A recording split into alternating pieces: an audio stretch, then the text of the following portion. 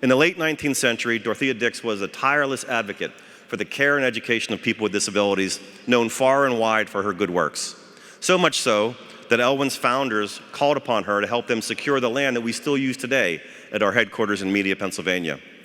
Much like Dorothea, our honoree this evening has dedicated himself both professionally and personally to the care and education of people with developmental challenges.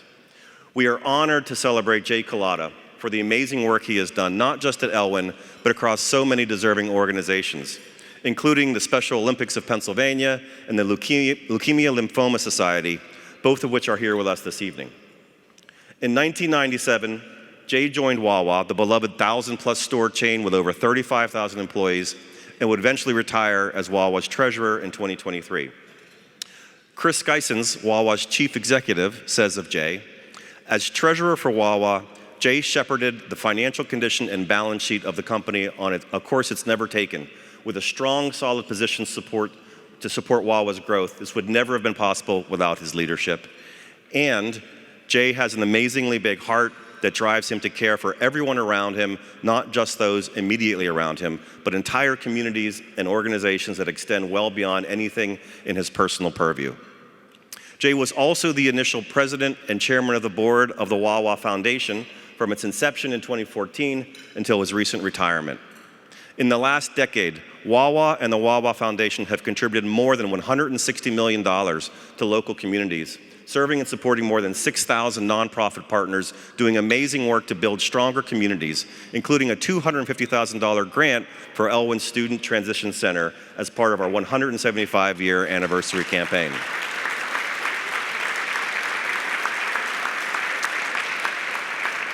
Under Jay's leadership, the Wawa Foundation has hit several significant milestones, including becoming one of the largest regional contributors to its 7 national partners, launching the Wawa Volunteer Center at Children's Hospital of Philadelphia, and becoming a founding partner for breakthrough programs like the Leukemia and Lymphoma Society's Children's Pediatric Trial Initiative. Jay's compassion and kindness to others extends beyond his leadership role at the Wawa Foundation. He's been involved with the Kennedy Krieger Institute for over 28 years, and his passion to drive fundraising efforts to support Run for Hannah, now the Hannah Rose Culotta Endowment Fund, has reached an amazing $1 million in total fundraising in 2023. His friends, family, and his Wawa family have cheered him from the sidelines, celebrating and supporting his efforts, all inspired by his love for his daughter, Hannah. Jay served as an Elwyn board member and was among the group that hired me in 2017. A year later, he had to roll off the board due to term limits, and in his last meeting, I presented the Elwyn Strategic Plan for adoption. The vote was unanimous, with one abstention, Jay. Now, there's a reason I'm telling you this story.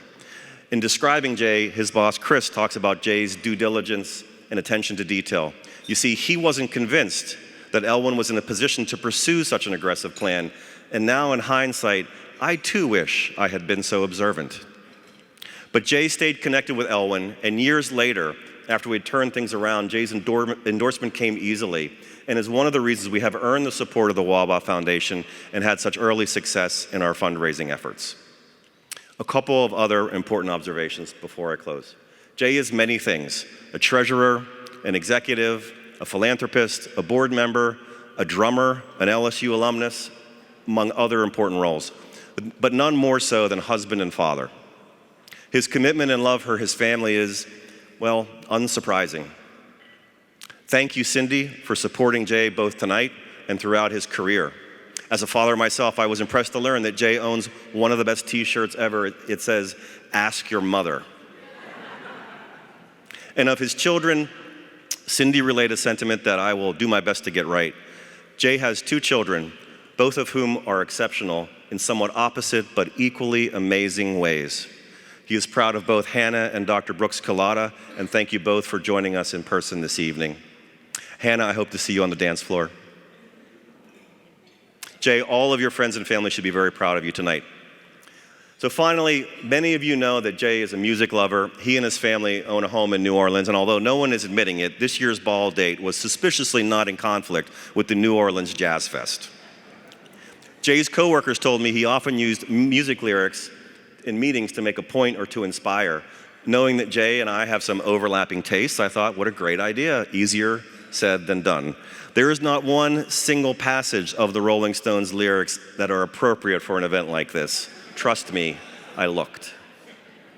But I think I found one for the occasion.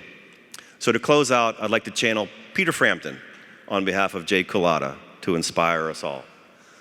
The longer you love, the longer you live, the stronger you feel, the more you can give. Jay, please come forward, allow us to honor you and to say a few words.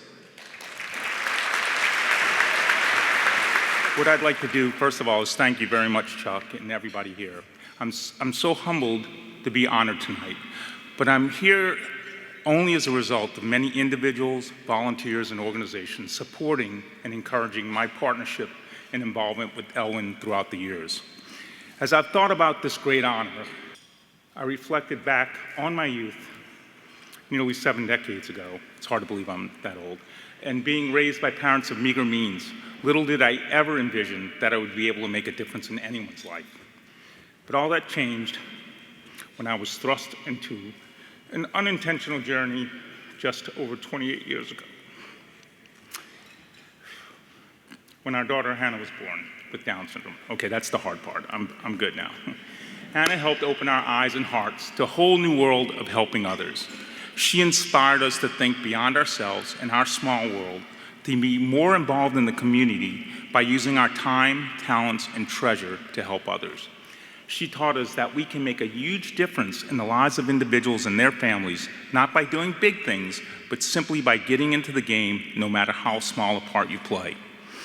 So I'd like to recognize some individuals and organizations that have contributed to my long journey, starting with Wawa and Elwyn, which have experienced similar journeys of change and growth. The history of these two great institutions are long and storied. The Wood family business began in New Jersey in 1803 and eventually made its way to Media, Pennsylvania, as it evolved into today's Wawa.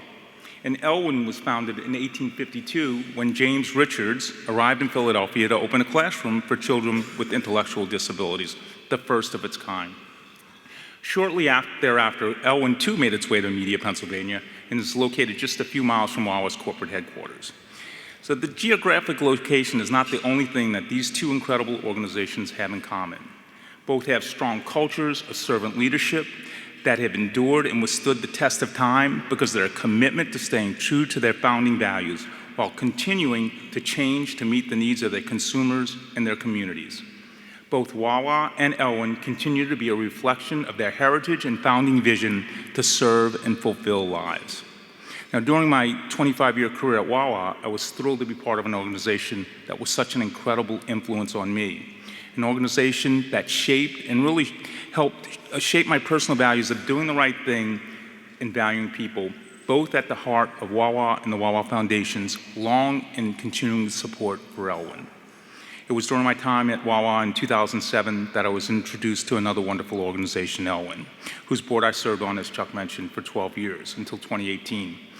My time on the Elwyn board was another huge influence on me, as I had the opportunity to serve with so many wise and thoughtful individuals for whom community service and philanthropy is clearly a part of their DNA. The likes of Valeda Walker, Dick Lehman, Joe Lundy, and so many, many more, including, of course, Chuck. These individuals are all selfless in the pursuit of serving others, including the most vulnerable who are served by Elwyn. But it goes well beyond these great leaders. More important are the many individuals who provide services directly to those served by Elwyn and their families.